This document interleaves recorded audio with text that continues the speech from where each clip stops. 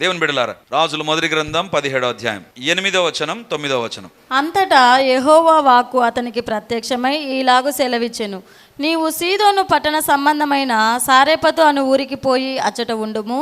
నిన్ను పోషించుటకు అచ్చటనున్న యొక్క విధవరాలకి నేను సెలవిచ్చి తిని. 8వ వచనంలో మరొకసారి చదువుతాను. అంతటా యెహోవా వాక్కు అతనికి ప్రత్యక్షమై ఈలాగు సెలవిచ్చెను, సీదోను పట్టణ సంబంధమైన సారెపతు అను ఊరికి పోయి అచ్చట ఉండుము. నిన్ను పోషించుటకు అచ్చటనున్న ఒక విధవరాలికి నేను సెలవిచ్చి తిని. ఇప్పటి నుంచి జాగ్రత్తగా వినండి. దేవుడు నీ ఖాళీతనాన్ని ఏ రకంగా నింపుతాడు? అది ఆర్థికంగానైనా, కుటుంబ పరంగానైనా, విద్యలోనైనా, ఎక్కడైనా సరే ఖాళీతనాన్ని దేవుడు ఎలా నింపుతాడు? దేవుని యొక్క వాక్యం నుంచి చూద్దాం. దేవుడు అంటున్నాడు, బైబిల్ చాలా జాగ్రత్తగా చదివితే అందులో కొన్ని ఆత్మీయ సత్యాలు ఉంటాయి. దేవుడు ఏమన్నాడు తెలుసా? నువ్వు పోయి సారెపతు ఊరికి పో అని చెప్పలా. దేవుడు ఏమన్నాడు చూడండి, అక్కడ సీదోను పట్టణ సంబంధమైన సారెపతు అను ఊరికి పోయి అచ్చట ఉండుము. ఏం ఊరు అంటది? సారెపతు ఊరు కాదు, సీదోను పట్టణ సంబంధమైన సారెపతు ఊరు. నాకు అనిపించింది, ఒకవేళ సారెపతు ఊరికి పోయినాడు అనుకో ప్రభా, మనకేమన్నా తెలుసా సీదోను గురించి? ఏమన్నా సీదోన్ అనే పట్టణం గురించి తెలుసా? తెలియదు. ఎందుకు రాయాలి ప్రభా? ఊరికే వేస్ట్ కదా అది. సీదోను పట్టణ సంబంధమైన సారెపతు అని ఎందుకు రాయాలి? ఏదో ఊరికి పోయినాడు, అక్కడ ఒక విధవరాల ద్వారా దేవుడు పోషించాడు. నో, దేవుడు ఒకటి పరిశుద్ధ గ్రంథంలో రాసి పెట్టాడంటే అక్కడ ఒక సత్యం ఉంటుంది. I began to read this words again and again. రాత్రి ఐ వాజ్ స్టడీయింగ్ దిస్. రాత్రి 1 గంట సమయంలో ఐ వాజ్ స్టడీయింగ్. మరొకసారి చదువుతాను, ఎందుకు రాశాడు ఆ పేరులో ఏముంది? అలా ముందుకెళ్ళి ఒక భాగాన్ని చదివానండి. 16వ అధ్యాయంలోనికి వద్దాం. 16వ అధ్యాయం 31వ వచనం. నెబాతు కుమారుడైన యెరోబాము జరిగించిన పాపక్రియలను అనుసరించి నడుచుకొనుట స్వల్ప సంగతి అనుకొని అతడు సీదోనీయుల రాజైన యెజ్బయలు కుమార్తె అయిన యెజబేలును వివాహం చేసుకొని. ఎందుకు సీదోన్ అనే ప్రాంతం 17వ అధ్యాయంలో రాశాడు తెలుసా? ఈ ఏలియా ఎక్కడి పారిపోతున్నాడు తెలుసా? యెజబేలు చెప్పింది, ఏలియా నువ్వు ఏదో చాలా టూ మచ్ చేస్తున్నావు, వచ్చి అది లేదు ఇది లేదని చెప్తున్నావు, నిన్ను చంపుతా అంటే ఏలియా ఇంకా పరిగెత్తిపోయాడు, అమ్మో నన్ను చంపుతుందంటే ఈమె అని. అప్పుడు దేవుడు ఏం చేశాడు తెలుసా? ఏలియాను కాపాడడం ప్రారంభించాడు. ఇప్పుడు దేవుడు ఏమంటున్నాడు తెలుసా? నీ దగ్గర ఎదురుగా ఖాళీగా అయిపోయింది కదా, నీ దగ్గర ఉన్న నీళ్లు ఖాళీ అయిపోయినాయి కదా, నువ్వు ఇప్పుడు ఎక్కడికి పోతావు తెలుసా? సీదోను సంబంధమైన సారెపతుకెళ్ళు. అంటే ఎక్కడికి పోమన్నాడు తెలుసా? యెజబేలు యొక్క సొంత ఊరికి పో అని చెప్పాడు. ఆ యెజబేలు దగ్గర నుంచే పరిగెత్తుకొని వస్తున్నాడు. ఇప్పుడు దేవుడు ఏమంటున్నాడు తెలుసా? అక్కడికి పో అంటున్నాడు. మామూలుగా చదివితే మనకేం సారెపతుకు పోయినాడు 10 సార్లు చదివినామనుకో అది ఇంకా వేరే పేర్లు వచ్చేసాయి మనకు. కానీ పరిశుద్ధాత్మ దేవుడికి రోజు ఒక సంగతి చెప్తుంటున్నాడు, that is a wrong place for him. ఆ యెజబేలు దెబ్బకే పారిపోతుంటే ఇప్పుడు యెజబేలు ఊరికి పొమ్మంటున్నాడు. సారెపతు యెజబేలు ఊరు, సీదోను పట్టణ సంబంధమైన రాకుమార్తెనే యెజబేలు. ఇప్పుడు దేవుడు ఏమంటున్నాడంటే అక్కడికి పో అన్నాడు. ఆల్రెడీ ఆమె దెబ్బకే ప్రభా పరిగెత్తుకుంటూ పోయేది నేను. ఇప్పుడు దేవుడు అంటున్నాడు అక్కడికి పో. దేవుని బిడ్డలారా, నీ ఖాళీతనం దేవుడు ఎప్పుడు పూరిస్తాడు తెలుసా?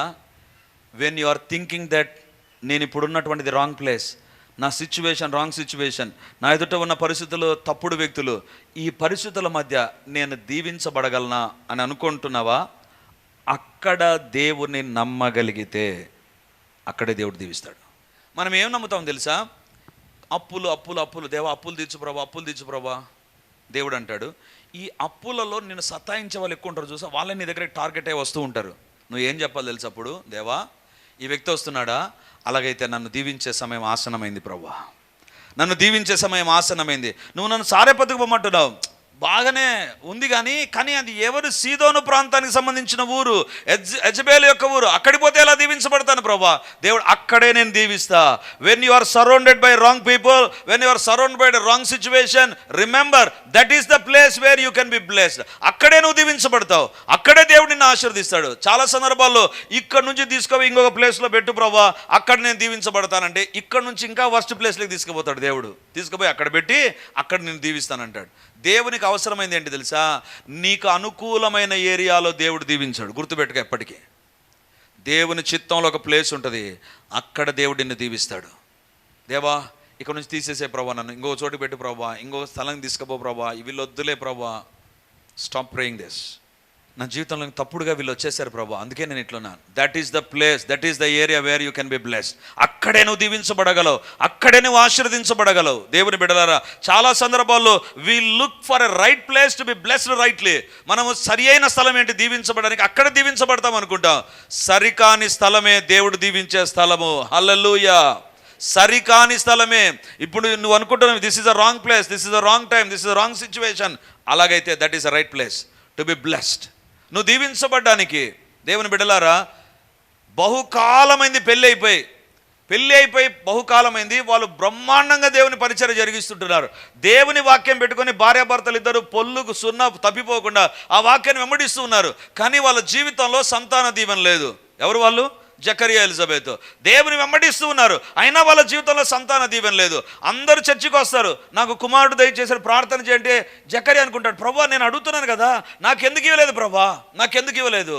వాళ్ళకి ఇచ్చేసావే, నాకంటే జూనియర్ మోస్ట్ ప్రభా, వాళ్ళకి ఇచ్చేసావు. దేవుని బిడ్డలారా, జకరియా అనుకోలేదు, పొద్దు ప్రభా ఇక్కడికంటే వేరే ప్లేస్ తీసుకుపో, అక్కడ నన్ను దీవించనలేదు. జకరియా అక్కడనే ఆ దేవాలయంలోనే ఆ ప్రజల దగ్గరే ప్రార్థన చేస్తున్నాడు, దేవా నన్ను దీవించు. అందుకే దేవుని దూత వచ్చాడు, మాట్లాడడం ప్రారంభించాడు. The wrong place is a wrong place for you, but remember that's a right place for God to bless you. తండ్రి ఇంటిలో దీవించబడడం ఎక్కడైనా ఉంటుందండి. బానిసగా ఉన్నప్పుడు దీవెన వస్తాయా? రావు. యోసేపుని ఎక్కడ దీవించాడు? తండ్రి ఇంట్లో కాదు, బానిసత్వంలో ఐగుప్తులో ఉన్నప్పుడు దేవుడు ఆశీర్వదించాడు. దేవుని బిడ్డలారా, నీవు ఏది రాంగ్ ప్లేస్ అనుకుంటున్నావో దాని గురించి ఆలోచించవద్దు. దేవా ఇక్కడే నన్ను దీవించు, ఇక్కడే నన్ను ఆశీర్వదించు, వీళ్ళ మధ్య దీవించు, ఎక్కడ తలదించుకున్నాను అక్కడే దీవించు ప్రభా. అక్కడే దీవిస్తాడు దేవుడు, అక్కడే హెచ్చిస్తాడు దేవుడు. దేవుని బిడ్డలారా, ఈరోజు దేవుడు నీతో మాట్లాడతాడు. Change your attitude. నీ యొక్క మెంటాలిటీ మార్చుకో. ఏంటి ఆ మెంటాలిటీ అంటే? Don't change the situation to be blessed. ఆశీర్వదించబడ్డానికి పరిస్థితులను మార్చుకోవద్దు. దాని అర్థం ఏంటి తెలుసా? నీవు దేవుని పైన కంటే పరిస్థితుల పైన ఆధారపడుతున్నావు. ఆశీర్వాదాలు ఎక్కడుంటాయి తెలుసా? ఈ రాంగ్ ప్లేస్లోనే నన్ను దీవించు ప్రభా. అందరికీ చెరసాల పనిష్మెంట్, కానీ వీళ్ళు అనుకున్నారు చెరసాల మాకు దీవెనకరంగా ఉండాలి. ఏ చేతులైతే మా కాళ్ళకు బొండ వేసి మమ్మల్ని కొట్టారో వాళ్ళకే మేము బాప్తీసం ఇస్తాం. అదే పౌలు శీలల జీవితంలో జరిగింది. The wrong place is a right place for you to be blessed. Don't go change. అందుకే ఇక్కడే సాతాను వస్తాడు. నువ్వు ప్రార్థన పోతున్నా జరగలేదు కదా, కాబట్టి ఇక్కడికి రా. నువ్వు ప్రార్థన చేస్తున్నా జరగలేదు కదా, ఇది చేయి. నువ్వు ప్రార్థన చేస్తున్నా ఇది జరగలేదు కదా, అక్కడికి పో. సాతాను మార్చమంటాడు. దేవుడు అంటాడు no no no, I can handle the situation then and there itself. అప్పటికప్పటికే ఆ పరిస్థితులను మార్చగలను నేను. దేవుని బిడ్డలారా, ఇందాక నేను చెప్పాను కదా, ఆ సహోదరుడు 6 సంవత్సరాలు 6,000 జీతంతో ఏ కొరత లేకుండా ఆశీర్వదించబడ్డాడు. Wrong place. 6,000తో కుటుంబం. ఈ దినాన ఒక భార్య, ఒక తండ్రి, ఒక తల్లి, వాళ్ళ ఇంటికి వచ్చే బంధువులు, వీళ్ళ మధ్య సక్సెస్ఫుల్గా ఉండగలరండి? ఇంపాసిబుల్. అక్కడ దేవుడు ఆశీర్వదించాడు. ఈరోజు దేవుడు మనతో మాట్లాడుతుంటున్నాడు. మన జీవితంలో ఆశీర్వాదాలు ఎక్కడున్నాయి తెలుసా? రాంగ్ ప్లేస్లోనే ఉన్నాయి. ఈరోజు దేవుడు మనతో మాట్లాడుతుంటున్నాడు. Don't go for an alternatives. ప్రత్యామ్నాయాల కొరకు చూడొద్దు, వేరొక దాని కొరకు చూడొద్దు. That is the place. Number 2, దేవుడు ఎక్కడ దీవిస్తాడు తెలుసా? దేవుడు అన్నాడు, నువ్వు సారెపతు ఊరికెళ్ళి యెజబెలు ఊరికే వెళితే అక్కడ నిన్ను పోషించడానికి ఒక విధవరాలికి నేను సెలవిచ్చున్నాను అన్నాడు. జాగ్రత్తగా వినండి. ఇశ్రాయేలు దేశంలో కాదు కానీ ఈ సీదోను సారెపతు ఏరియాలో this is a heathen place, అన్యులు ఉండే ప్రదేశం. ఒక స్త్రీని విధవరాలను ఎట్లా కనుక్కుంటారో తెలుసా? ఆమె డ్రెస్ని బట్టి. ఆమె బీద విధవరాలు అయితే ఇంకొక డ్రెస్ ఉంటుందంట. ఆమెకు బీద విధవరాలు అయితే మామూలు డ్రెస్, ఒక డ్రెస్ ఉంటుంది, స్పెసిఫిక్గా డ్రెస్. బీద విధవరాలు అయితే ఇంకొక డ్రెస్ ఉంటుందంట. అందుకే దేవుడు అన్నాడు, నేను ఒక విధవరాలికి నేను ఆజ్ఞాపించాను. అందుకే ఏలియా పోతుండగానే ఏం చేశాడు తెలుసా? ఆమెను చూస్తూనే కనుక్కున్నాడు విధవరాలని. ఎందుకు తెలుసా? Because she's having a different dress. ఇప్పుడు ఏలియా పోతూ బీద విధవరాలు అనుకోకుండా మామూలు విధవరాలు అనుకుందాం. ఆమె కనపడుతున్న, అమ్మో ఈమె చాలా మంచి ఆమె ఉన్నట్టుందే అనుకొని అడిగాడు. ఆమె అంటది, నా దగ్గర అప్పం ఒక్కటైనా లేదు, ఉండేది లాస్ట్ తిని చచ్చిపోదాం అనుకున్నా. నేను నా కుమారుడు తిని చచ్చిపోదాం అనుకున్నారు. దేవుడు అంటాడు, అక్కడికి పో, నిన్ను పోషిస్తా. ఏంటి ప్రభువా, ఆమెకే లేదు, ఆమెకే లేదు. ఆమెకే లేదా? అలాగైతే పోషించేది నేను, పోషించేది నేను. How can a widow fed me lord? ఒక బీద విధవరాలు ఎలా నన్ను పోషించగలదు ప్రభువా? ఆమెకే లేదు. ఆమెకి ఏమైనా ఉందా? దేవుని బిడ్డలారా, నీ జీవితంలో నీ ఖాళీతనములో నువ్వు దీవించబడాలంటే అవసరమైనటువంటి మొట్టమొదటి ఏంటి తెలుసా? Don't go for a change in the place. రెండవదిగా ఏంటి తెలుసా? దేవుడు చెప్పిన దాన్ని నమ్మి విధేయత చూపించు చాలు. దేవుడు చెప్పిన మాటను నమ్మి విధేయత చూపించు. ఏలియా చేసింది అదే. ఈ బీద విధవరాలను బట్టి నేను దీవించబడను, ఈమె దగ్గర లేదు అనే దాన్ని బట్టి నాకు పోషణ ఉండదు, ఈమెను బట్టి కాదు, ఈమె బ్యాక్గ్రౌండ్ బట్టి కాదు, నా దేవుని బట్టి నేను ఆశీర్వదించబడతాను. హల్లెలూయా. నీ జీవితంలో ఉండాల్సింది ఈ తలంపు. చాలా సందర్భాల్లో మనకు ఒకటి ఉంటుంది. నా ఎవరితో ఎందుకు, నాదే చెప్తానండి. ఆయా సందర్భాల్లో స్టేజ్ పైన దేవుడు చెప్పాడని టకాని చెప్పేస్తా, ఇది దేవుడు ఇస్తాడు మనకు అని. ఆ తర్వాత వస్తుంది ప్రశ్న, అసలు ఈ డబ్బు ఎవరిస్తారు అనుకుంటా. వెంటనే తలంపు వస్తుంది, ఓహో వీళ్ళు ఉన్నారు కదా వాళ్ళు ఇస్తారులే, వీళ్ళు ఉన్నారు కదా వీళ్ళు కూడా విన్నారు కదా వాళ్ళు ఇస్తారులే. తూచ్, వాళ్ళు ఇవ్వనుగాక ఇవ్వరు. దేవుడు నేర్పిస్తాడు కొన్ని సందర్భాల్లో, మనుషులను నమ్ముకున్నట్టు కంటే చెప్పడానికి బాగుంటుంది రెఫరెన్స్, జీవితంలో వచ్చినప్పుడు తెలుస్తుంది. అప్పుడు అనిపిస్తుంది, ఏంటి ప్రభువా ఏంటి? అప్పుడు దేవుని పైన నమ్మకం పెరగాలి. దేవా నువ్వు ఇస్తావు ప్రభా, నువ్వు ఆశీర్వదిస్తావు ప్రభా, నువ్వు దీవిస్తావు ప్రభా, నువ్వు దర్శిస్తావు ప్రభా. దేవుని బిడ్డలారా, ఆన్లైన్ ప్రేయర్లో చెప్పాను, మనం దీన్ని ఏసీ యూనిట్గా చేద్దాం, ప్రార్థన చేయండి. ఆదివారం ఇంటికి పోయిన తర్వాత మా ఇంట్లో డిస్కషన్, ఎలా ఒక్కొక్క యూనిట్ 40,000, కనీసం 12-14 కావాలా, 12 48 5 లక్షలు, యూనిట్స్కే 5 లక్షలు. ఆ క్యాల్కులేషన్ వచ్చినప్పుడు 5 లక్షలు దేవునికి తక్కువ అనుకున్నామా, దేవుడు చేస్తాడు. అమ్మ 5 లక్షలా అనుకున్నామా, దేవుడు అంటాడు, నువ్వు 5 లక్షలు నమ్ముతున్నావా నాకంటే గొప్ప అని. Okay go head. నీ నమ్మిక చొప్పునే. దేవుని బిడ్డలారా, ఏలియా ఆ విధవరాలను చూసినప్పుడు ఆమె కట్టలు ఏరుకుంటూ ఒక మాట ఉంది, నేను నా కుమారుడు చావ సిద్ధంగా ఉన్నాం, చచ్చిపోవడానికి రెడీగా ఉన్నాం. దేవుడు అన్నాడు, ఆమె దగ్గరకే ఉండు చాలు, నిన్ను పోషిస్తాను నేను. దేవుని బిడ్డలారా, నీ జీవితంలో నీ కంటికి కనపడే పరిస్థితులను చూచి నమ్మొద్దు దేవునిగా నమ్ము. నీ పరిస్థితులు ఏమంటే తెలుసా, ఇంపాసిబుల్, అయ్యే పని కాదు, జరిగే పని కాదు, మార్పు అన్నీ ఇదే తలంపులు వస్తాయి. At that time you have to say, my God shall supply all my needs. హల్లెలూయా. నా దేవుడు తన మహిమైశ్వర చొప్పున నా ప్రతి అవసరమును తీరుస్తాడు.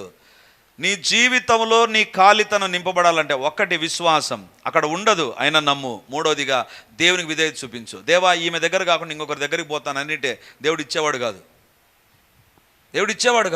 ఏలియాను దేవుడు చూశాడు. ఏలియా నీ ఖాళీతనం నింపబడాలన్నా ఒకటి విశ్వాసం, 2 విధేయత. ఒకటి విశ్వాసం నీ జీవితంలో లేదా, అలాగైతే విశ్వాసం. ఎంత గొప్ప దేవుడు తెలుసా. ఏలియాను దేవుడు ఎట్లా పోషించాడండి? మొట్టమొదటిగా కాకులు తీసుకొని వచ్చినాయి. కూర్చోనంటే కాకి తీసుకొని వస్తుందండి. ఒకసారి ఊహించండి, ఏలియా కూర్చోన్నాడు, ఒక కాకి వస్తుంది, సర్రని కాకి వస్తుంది. ఫస్ట్ కాకి రొట్టెని తీసుకొని వస్తుంది, రెండవ కాకి మాంసాన్ని తీసుకొని వస్తుంది. దాంట్లో ప్లేట్ కూడా లేదు కదా ఏలియాకు. ఎట్లా తినింటాడు? ఆ కాకి నోట్లోని తీసుకొని తన నోట్లో పెట్టుకుంటాడు, దీని నోట్లో తీసి పెట్టుకుని ఉంటాడు. బ్రహ్మాండంగా గడిచిపోయింది. వెరీ ఈజీ కదా, వెరీ ఈజీ. కాకి వస్తుంది, దాని నోట్లోంచి రొట్టె, దీంట్లోంచి మాంసం, తిట్టి అయిపోతున్నగానే కాకి చెప్తాడు, అయిపోయిందంటే కాకులు వెళ్ళిపోతాయి. సూపర్ లైఫ్ అనుకున్నాడు. అబ్బా ఏముంది లైఫ్ ఇది. ఆ కాకి వండుకోవడం కూడా అలా, కాకి తెస్తుంది తినడం అంతే. Very simple. ఇప్పుడు దేవుడు ఏమన్నాడు తెలుసా, నౌ మెథడ్ చేంజ్, మారిపోతుంది.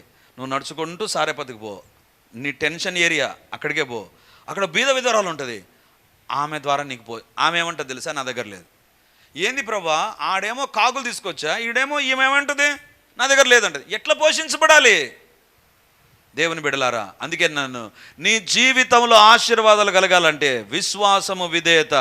ఎంతగా నువ్వు ఎక్సర్సైజ్ చేస్తావో, ఎంతగా నువ్వు నమ్ముతావో, ఎంతగా దాన్ని ఉపయోగిస్తావో అంతగా నువ్వు దీవించబడతావు. ఈమె తీసుకొచ్చా, దరిద్రంగా ఈమె వచ్చింది, పోయి విధవరాలు వచ్చింది కదా. మనకి ఇంకా సెంటిమెంట్లు ఉంటాయి, పనికి మాలిన సెంటిమెంట్. ఉదయాన్నే విధవరాలు ఎదురు రాకూడదు. దేవుడు విధవరాలనే పెట్టాడు ఏలియా దగ్గర, మర్చిపోవద్దు. బైబిల్ను ఫాలోగా దేవుడు దీవిస్తాడు. విధవరాలు ఎదురుకొస్తే పక్కకి వెళ్ళిపోయి మళ్ళీ లోపలిపోయి ఎనికిరా, ఈ పాడు పనులు పెట్టుకున్నా అంటే నీ ఇబ్బందులు అట్లాగానే ఉంటాయి. బైబిల్లో దేవుడు విధవరాలతో ఏమంటాడు తెలుసా, ఆమెకు భర్త నేను అంటాడు. విధవరాలికి దేవుడిచ్చిన స్థానం అది. లోకం ఏమంటుంది తెలుసా? విధవరాలను చూసిన వెంటనే ఆమె ముఖం చూడొద్దు, ఆమె ముందు రాకూడదు, ఎదురు రాకూడదు. చాలా తప్పది. When you are doing this, నీ జీవితంలో ఆశీర్వాదాలు రావు. సెంటిమెంట్లను పట్టి పైకి రావాలని చూసావంటే ఎక్కువ కాలం పైకి రావు నువ్వు. ఎక్కువ కాలం ఉండదు, అవి ఎక్కువ కాలం ఉండదు. ఏలియాతో దేవుడు అంటాడు, విధవరాలు ఉంది. ఏముంది విధవ? ఏం లేదు, చచ్చిపోవడానికి రెడీగా ఉన్నా. చచ్చిపోయామె ఏమిస్తుంది ప్రభా? అక్కడే ఉంది ఏలియా, లేదు నా దేవుడు ఈమె ద్వారానే పోషిస్తాడు. అప్పుడు దేవుడు అంటున్నాడు, ఏలియా ఇప్పుడు ఒక మాట చెప్పు, ఆ తొట్టిలో ఉన్న పిండి అయిపోదు, ఆ బుడ్డిలో ఉన్న నూనె అయిపోదు. ఇప్పుడు మూడో ప్రశ్న నేను అడుగుతాను, మీరు చెప్పాలి. రొట్టె తిన్న తర్వాత నీళ్ళు కావాలనా? ఎక్కడి నుంచి వస్తాయి నీళ్ళు? నీళ్ళు ఇస్తాను దేవుడు చెప్పాడా? చెప్పలేదే. నీళ్ళు ఎట్లా? అందుకే నేను ఒకసారి ఒక సందేశం ఇచ్చాను, అద్భుతంలోనే ఒక అద్భుతం ఉంటుంది. రొట్టె మాత్రమే, రొట్టె అవసరమైన పిండి నూనె ఉంది, రైట్, ఓకే. కరువు కాలం కాబట్టి కట్టెలు బ్రహ్మాండం దొరుకుతాయి, రొట్టె రెడీ అయిపోతుంది. తిన్న తర్వాత నీళ్ళు కావాలి కదా, నీళ్ళు ఎట్లా? దేవుడు ఒకటే చెప్తాడు ఎప్పటికీ, రెండోది నీ విశ్వాసానికి వదిలేస్తాడు. నా దేవుడు ఆమె దప్పికను అతని దప్పికను తీరుస్తూనే ఉన్నాడు. ఎంతకాలం తెలుసా? ఆ కరువు దినాలు తీరున్నంత వరకు, ఏలియా అక్కడ ఉన్నంత వరకు. ఏలియాకు దప్పిక లేదు, ఆమెకు దప్పిక లేదు. ఏలియా కడుపు ఖాళీ లేదు, ఆమె కడుపు ఖాళీ లేదు. When you exercise your faith and obedience, విశ్వాసాన్ని విధేయతను నువ్వు ఎప్పుడైతే చూపిస్తూ పోతుంటావో, రాసి పెట్టుకో, నీ జీవితంలో ఖాళీతనం ఉండదు. ఎందుకు తెలుసా? That is the method God uses. ఇప్పుడు ఏలియా జీవితంలోంచి ఈమె జీవితంలోకి వచ్చి నేను ముగిస్తాను. 17వ అధ్యాయం 10వ వచనం. అందుకతడు లేచి సారేపతునకు పోయి పట్టణపు గవిని యొద్దకు రాగా, ఒక విధవరాలు అచ్చట కట్టెలు ఏరుచుండుట చూచి ఆమెను పిలిచి, త్రాగుటకై పాత్రతో కొంచెం నీళ్లు నాకు తీసుకొని రమ్మని వేడుకొనెను.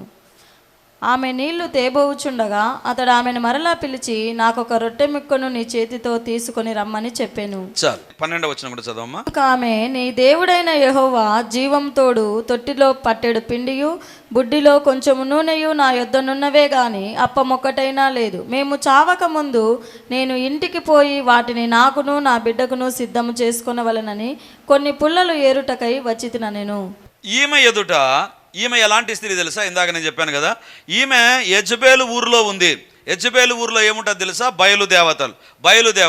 ఈమె బయలుదేవతలను ఆరాధించలేదండి. ఈమె ఏమంటుంది చూడండి, 12వ వచనం. అందుకామె, నీ దేవుడైన యెహోవా జీవము తోడు. బయలుదేవతలు ఉన్న ఊరిలో ఈమె ఎవరిని నమ్మింది తెలుసా? యెహోవా దేవుని నమ్మింది, జీవము కలిగిన దేవుని నమ్మింది. దేవుని బిడ్డలారా, మనం తెలుసుకోవాల్సిన విషయం ఏంటంటే, అందరూ బయటికి పాపులుగానే కనపడతారు, అందరూ అన్యులుగానే కనపడతారు, కానీ లోపల అంగీకరించిన వాళ్ళు ఒక శాతం ఉంటారండి.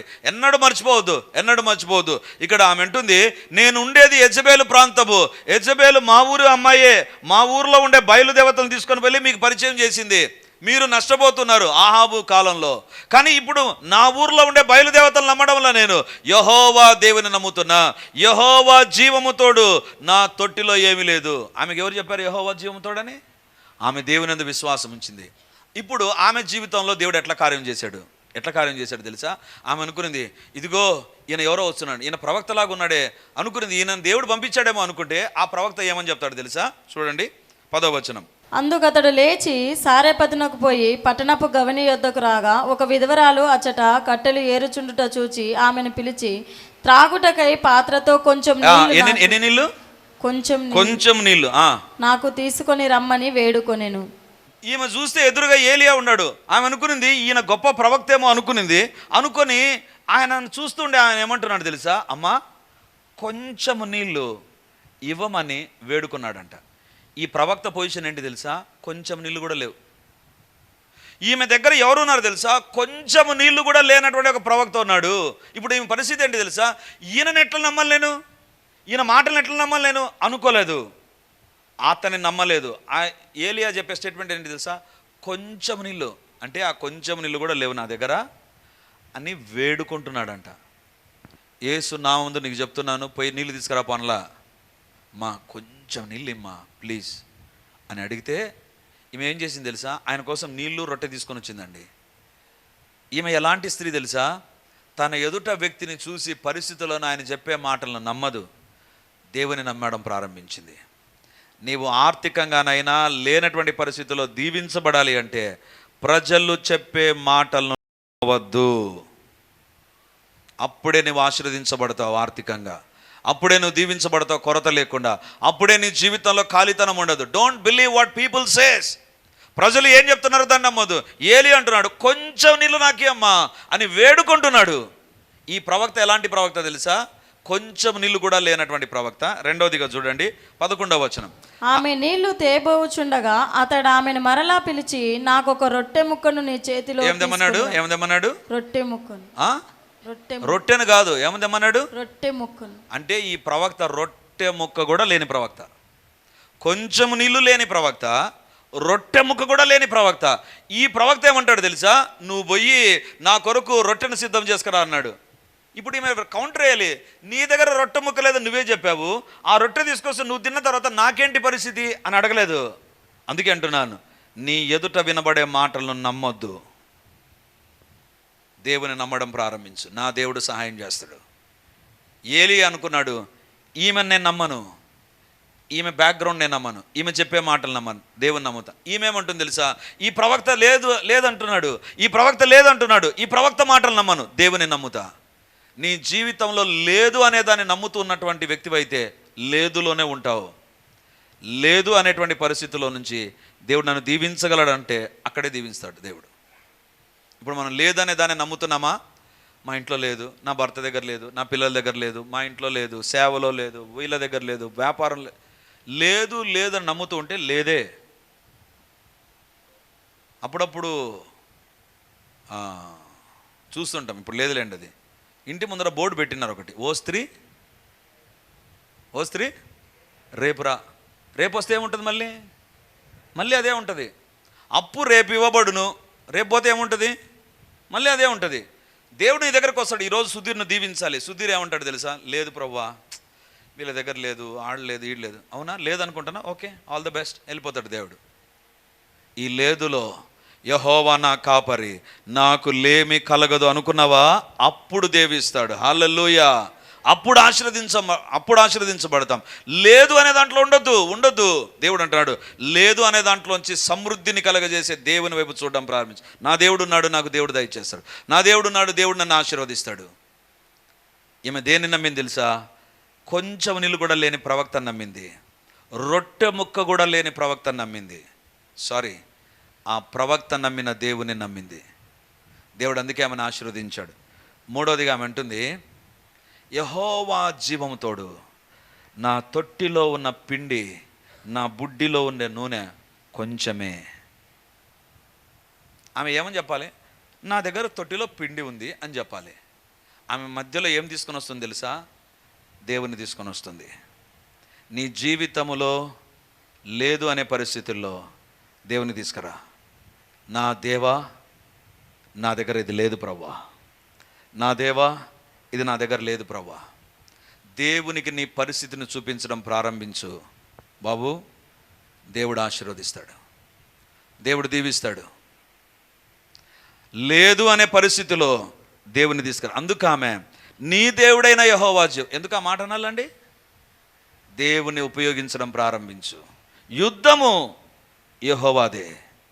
నా దేవుడు తన మహిమైశ్వరం చొప్పున నా ప్రతి అవసరం ముందు దేవుడు, యుద్ధం ముందు దేవుడు, ఖాళీతనం ముందు దేవుడు. నీ జీవితంలో అందుకే బైబిల్లో మొదట ఆయన రాజ్యమును, మొదట ఆయన నీ జీవితంలో మొదట ఆయన ఉండాలి. ఖాళీతనంలో మొదట దేవుని పెట్టడం ప్రారంభించు. దేవుని బిడ్డలారా, జరిగే కార్యం ఏంటి తెలుసా? నింపబడతావు. చివరిదిగా దేవుడు అంటున్నాడు ఈమెతో, అమ్మా లేదు కదా, యెహోవా జీవంతో లేదంటున్నావు కదా, ఇప్పుడు ఒక పని చేయి, నువ్వు పోయి మొదటిగా రొట్టె తీసుకురా. నాకు ఆశీర్వాదాలు ఎక్కడున్నాయో చెప్తాను. ఇప్పుడు ఉదయం కూడా చెప్పాను ఈ స్టేట్మెంట్, మరొకసారి ఇప్పుడు చెప్తాను. నీ దగ్గర ఖర్చు ఉన్నప్పుడు దేవునికి ఖర్చు చేయి, దేవుడు ఆశీర్వదిస్తాడు. నీ దగ్గర ఖర్చు ఉంటుంది, నీ ఖర్చులు ఉంటాయి, నీకు ఖర్చు ఉంటుంది, నీ దగ్గర చాలా అవసరతలు ఉంటాయి. వాటి మధ్య దేవునికి ఇవ్వడం ప్రారంభించు, దేవుడు ఆశీర్వదిస్తాడు. ఈ స్త్రీ ఏం చేసింది తెలుసా? ఈ కరువు అంతటిలో నా గిన్నె నిండి పొరలాలి అంటే నా దగ్గర ఉన్నటువంటి దాన్ని మొదట దేవునికి ఇస్తా. చాలా సందర్భాల్లో దేవుడు ఇచ్చిన తర్వాత మనం ఇస్తానంటాం. కాదు, అది దేవుని పద్ధతి కాదు. నీ ఖర్చులోనే దేవునికి ఖర్చు పెట్టడం ప్రారంభించు, దేవుడు ఆశీర్వదిస్తాడు. మనం ఏం చేస్తాం తెలుసా? నువ్వు ఇచ్చిన తర్వాత ఇస్తా ప్రభా. దేవుడు అంటాడు కాదు అది కాదు, నీ దగ్గర ఉన్నప్పుడే ఇవ్వు. ఆమె బీదరాలు, విధవరాలు, ఆమె దగ్గర ఉండేది 2 కాసులు, కానీ ఆమె తన జీవనం అంతా వేసేసింది. అందుకు దేవుడు ఆమె ప్రతి అవసరం తీర్చాడు. దేవుని బిడ్డలారా, నీ జీవితంలో మొట్టమొదటిగా దేవునికి ఖర్చు చేయడం నేర్చుకో. మనం ఫ్రెండ్స్కి ఖర్చు చేస్తామండి. ఇంట్లోనికి బంధువులు వచ్చారా, వాళ్ళకి ఖర్చు చేస్తాం. ఇంట్లోనికి వేరే వాళ్ళు గెస్ట్లు వచ్చారా, ఖర్చు చేస్తాం. ఆఫీసర్స్కు ఖర్చు చేస్తాం. మన ఇరుగు పొరుగులకు ఖర్చు చేస్తాం. దేవుని దగ్గరకు వస్తున్న సాతాను అంటాడే, ఎట్లీస్ట్ దేవునికి నీకెన్ని కష్టాలు ఉన్నాయి, నీకెన్ని బాధలు ఉన్నాయి. సాతానుకు తెలుసు నువ్వు అలా నీ ఖర్చులోనే దేవునికి ఖర్చు పెడితే దేవుడు ఇస్తాడని. దేవుని బిడ్డలారా, నీ జీవితంలో నువ్వు తెలుసుకోవాల్సింది ఒకటి, పరిచర్య. ఈరోజు లక్షలు ఖర్చు పెడతాం. ఎలా తెలుసా? నేను నేర్చుకున్నది ఒక సత్యం. నా టెక్నిక్ మీకు చెప్తాను. దేవునికి ఖర్చు పెట్టడం నేర్చుకోండి. దేవుడు నీ ప్రతి అవసరమును తీరుస్తాడు. హల్లెలూయా. ఈ మినిస్ట్రీలో ఎక్స్పెండిచర్ బీభత్సంగా ఉంటుంది, అయినా ఎక్కడ తగ్గ నేను కాంప్రమైజ్ గాను. ఎందుకు తెలుసా? దేవునికి ఖర్చు పెడుతుండగా దేవుడు మన పక్షాన కార్యాలను సఫలం చేస్తాడు. ఈరోజు ఇక్కడ వాక్యం వింటున్న మీ అందరికీ దేవుడిచ్చిన సందేశం ఇది. జాగ్రత్తగా వినండి. దేవునికి ఖర్చు చేయడం నేర్చుకోనండి. ఒక భక్తుడు ఏమన్నాడు తెలుసా? దేవునికి ఇచ్చి నష్టపోయిన వాళ్ళు లేరు, దేవునికి ఇవ్వకుండా బాగుపడిన వాళ్ళు కూడా లేరు. దేవుని యొక్క వాక్యం, కరువు కాలం అంతా దీవించబడ్డారు. I don't know why God is giving this message. ఏలియాలో ఈమెలో ఉన్న శ్రేష్టమైన లక్షణం ఏంటి తెలుసా? విశ్వాసము, విధేయత. విశ్వాసము, విధేయత. దేవుని పట్ల విశ్వాసం ఉంది, విధేయత చూపడం ప్రారంభించారు. విశ్వాసం లేకుండా విధేయత ఉండదు, విధేయత లేకుండా విశ్వాసం ఉండదు. ఈ 2 ఎక్కడ ఉంటాయో రాసి పెట్టుకోండి, అక్కడ ఖాళీతనమే ఉండదు. హల్లెలూయా, హల్లెలూయా. ఈరోజు నీ ఛాన్స్. నీ ఖర్చులో దేవుని ఖర్చు పెట్టడం నేర్చుకో. అందుకే దేవుడు మొదట ఆయన రాజ్యమును, ఆయన నీతిని వెతుకుడి, అప్పుడు అవన్నీ మీకు అనుగ్రహించబడను. అప్పుడు దేవుని ఇవ్వనంత వరకు దేవుడు ఇవ్వడండి. ఈరోజు దేవుడు మనతో మాట్లాడుతుండగా ప్రభు దగ్గర పరీక్షించుకుందాం. మొదటిగా నీ క్రైసిస్ ఎందుకు తెలుసా? నీ దేవునికి మరింత దగ్గరగా చేయడానికి. రెండవదిగా నీ క్రైసిస్లో నువ్వు చేయాల్సినటువంటి పని ఏంటి తెలుసా? నా దేవుడు ఈ ఖాళీతనాన్ని నింపగలడని నమ్మి నువ్వు విధేయత చూపే వ్యక్తివైతే నీ జీవితంలో ప్రతి అవసరమును నా దేవుడు తీర్చునుగాక.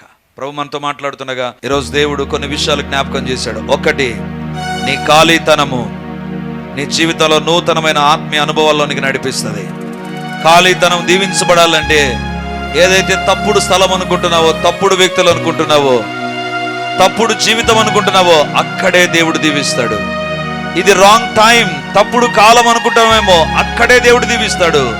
ప్రార్థన చేద్దాం. స్తోత్రము తండ్రి, స్తోత్రము దేవా, స్తోత్రము తండ్రి, స్తోత్రము దేవా. అపవాది కార్యములు లయమైపోవునుగాక. I bind every spirit that is creating dryness and emptiness. ఏ దురాత్మలైతే ఈ ఖాళీతనాన్ని, ఈ యొక్క ఒంటరితనాన్ని, లేదు అన్నటువంటి పరిస్థితిని క్రియేట్ చేస్తున్నాయో, వాటన్నిటిని యేసు నామమున ఇప్పుడు బంధిస్తూ ఉంటున్నాను. I bind them in the name of Jesus. దేవుని కార్యములు జరుగునుగాక. అపవాది యొక్క కార్యములన్నీ లయమైపోవునుగాక. మీకే వందనాలు, స్తుతులు, స్తోత్రాలు చెల్లిస్తూ యేసయ్య నామమందు ప్రార్థించి అడిగి పొంది ఉంటున్నాము తండ్రి. ఆమేన్, ఆమేన్, ఆమేన్. Praise the Lord. యేసుక్రీస్తు పరిశుద్ధ నామమందు మీ ఒక్కొక్కరికి మా వందనాలు తెలియజేస్తుంటున్నాను. రిడీమర్ చర్చిలో మొదటి ఆరాధన 8 గంటలకు ప్రారంభమవుతుంది. 2వ ఆరాధన 10 గంటలకు ప్రారంభమవుతుంది. 3వ ఆరాధన సాయంత్రం 7 గంటలకు ఉంటుంది. దేవుని బిడ్డలారా, ఎవరైనా ఉదయం ఆయా పనులు కలిగి 2వ ఆరాధనలకు రాలేకపోతున్నారని భావించి ఈ యొక్క మొదటి ఆరాధన ప్రారంభిస్తున్నాం. సో ఈ యొక్క అవకాశాన్ని సద్వినియోగం చేసుకొని దేవుని యొక్క సన్నిధికి వచ్చి దైవ దీవెనలు మీరు పొందాలని కోరుతున్నాం. మొదటి 2 ఆరాధనలు మాత్రమే ప్రభు బల్ల ఉంటుంది. కాబట్టి సిద్ధపడి దేవుని సన్నిధికి రమ్మని మిమ్మల్ని కోరుతూ ఉన్నాను.